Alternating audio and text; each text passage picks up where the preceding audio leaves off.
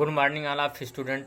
मैं Pramod Kumar Gupta Ramnarayan inter college पट्टी Pratapgarh chemistry teacher हूँ। आपका यूट्यूब चैनल में स्वागत है। बच्चों, मैं क्लास 12 का केमिस्ट्री सब्जेक्ट पढ़ाने जा रहा हूँ, जो कि चैप्टर सॉल्यूशन विलेन नामक पार्ट बताने जा रहा हूँ। विलेन को पढ़ने से विलेन की मैं आप लोगों को परिभाषा बताऊंगा और विलेन को पढ़ने से संबंधित जो भी और सामान्य जानकारियां हैं उसको भी बताने जा रहा हूं। बच्चों, मैं विलेन की परिभाषा आप लोगों को बता रहा हूं। दो या दो से अधिक पदार्थों के समांग मिश्रण को विलेन कहते हैं। फिर सुनिए, दो या दो से अधिक पदार्थों के समांगी या समांग मिश्रण को विलेन कहते हैं। बात उठती है कि यहाँ पर समांगी मिश्रण क्या है। मैं आप लोगों को समांगी मिश्रण ही नहीं, आपको समांगी और विषमांगी दोनों मिश्रणों को डिस्कस करने जा रहा हूँ, बताने जा रहा हूँ। ध्यान से आप लोग सुनिएगा। आप जानते हैं कि दो या दो से अधिक पदार्थों को किसी भी अनुपात में मिलाने से जो पदार्थ बनता है उसी पदार्थ को मिश्रण कहते हैं। और मिश्रण दो प्रकार के होते हैं मुख्य रूप से, आपका एक समांगी मिश्रण और एक विषमांगी मिश्रण। और मिश्रण जिन पदार्थों के मिलाने से बनता है उसे घटक या अवयव कहते हैं। जैसे चीनी और नमक मिला दिए, एक प्रकार का मिश्रण बन जाएगा, तो उस मिश्रण का चीनी और नमक क्या है, उसका कंपोनेंट है, अर्थात क्या है, घटक है। तो मैं अब समांगी मिश्रण बताने जा रहा हूं। ऐसे मिश्रण जिनके घटकों या अवयवों को अलग अलग रूपों में न देखा जा सके उसे समांगी मिश्रण कहते हैं। उदाहरण के लिए जल और चीनी का मिश्रण, जल और नमक का मिश्रण। बच्चों, जब जल में चीनी घुल जाती है तो चीनी अदृश्य हो जाती है, अर्थात दिखाई नहीं देती है। तो हम जब मिश्रण चीनी और जल का बन जाता है तो वहाँ पर हम देखते हैं ना तो चीनी अलग रूप में दिखाई देता है हमें, ना ही जल। इसी प्रकार से नमक और जल का भी मिश्रण है। जब नमक को जल में घोला जाता है तो जब नमक जल में घुल जाता है तो ना हमें नमक अलग रूप में दिखाई देता है, ना हमें जल ही अलग रूप में दिखाई देता है। अब मैं आप लोगों को डिस्कस करने जा रहा हूं विषमांगी मिश्रण। हम विषमांगी मिश्रण की परिभाषा ऐसे दे सकते हैं, ऐसे मिश्रण जिनके अवयवों या घटकों को अलग अलग रूपों में देखा जा सके उसे विषमांगी मिश्रण कहते हैं। क्या कहते हैं? विषमांगी मिश्रण कहते हैं।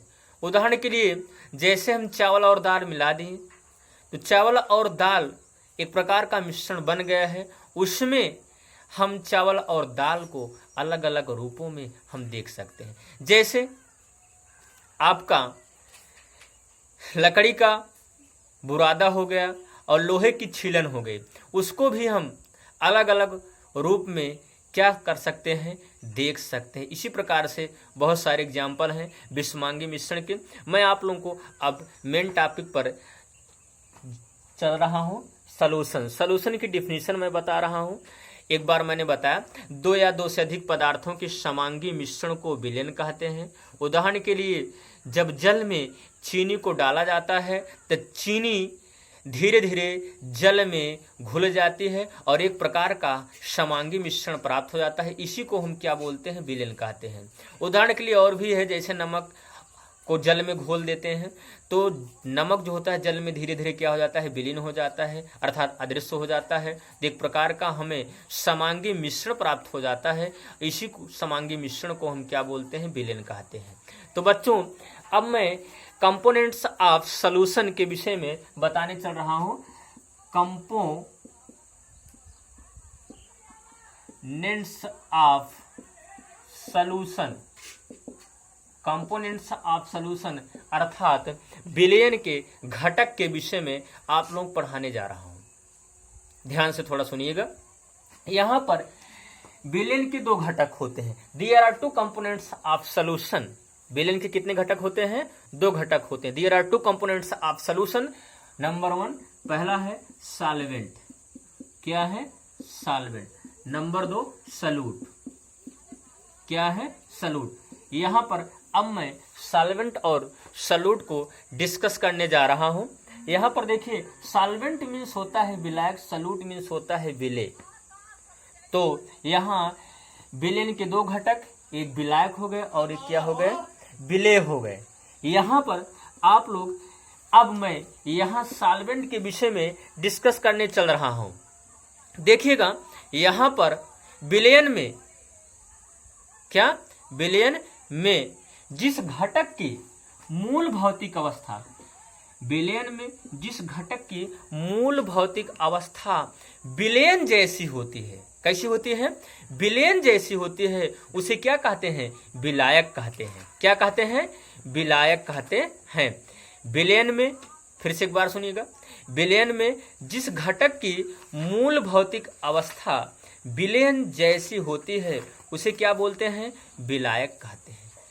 तथा जो पदार्थ है विलयन में विलीन हो जाता है, जो पदार्थ विलयन में विलायक में विलीन हो जाता है, उसे क्या कहते हैं? विलेय कहते हैं। उदाहरण के लिए, जैसे मैंने यहाँ पर एक विलयन बनाया था, जल और चीनी का विलयन।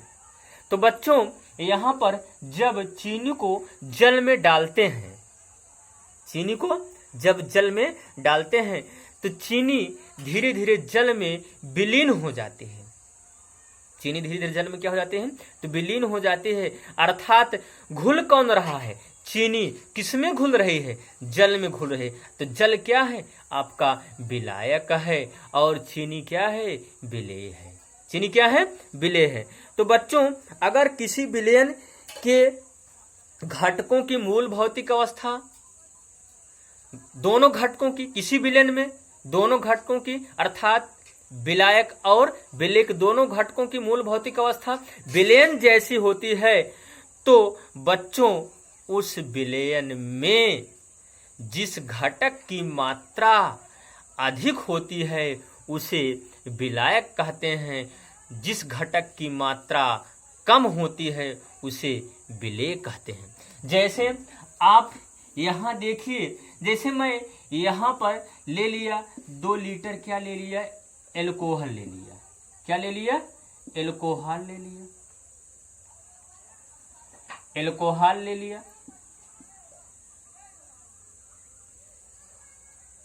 2 लीटर मैंने क्या ले लिया? एल्कोहल ले लिया। और 1 लीटर मैंने क्या ले लिया? वाटर ले लिया, जल ले लिया। तो यहाँ आप देख रहे हैं दोनों की मूल भौतिक अवस्था एक जैसी है। एल्कोहल भी द्रव स्टेट में पाया जाता है और जल भी द्रव स्टेट में पाया जाता है। तो यहाँ दिक्कत हो जाती है। बहुत से बच्चे कहेंगे जल क्या है? विलायक है। एल्कोहल क्या है?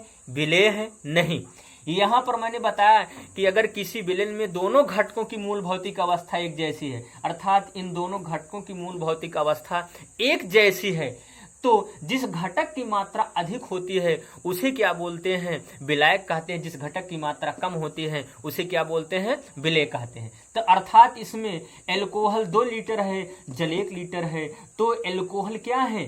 विलायक है, और जल क्या है? विलेय है।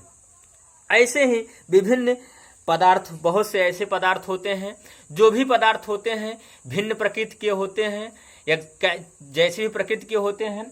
अगर किसी विलयन में जिस पदार्थ की मात्रा अधिक होती है उसी को हम क्या कहते हैं? विलायक कहते हैं। और जिस पदार्थ की मात्रा कम होती है उसे ही क्या बोलते हैं?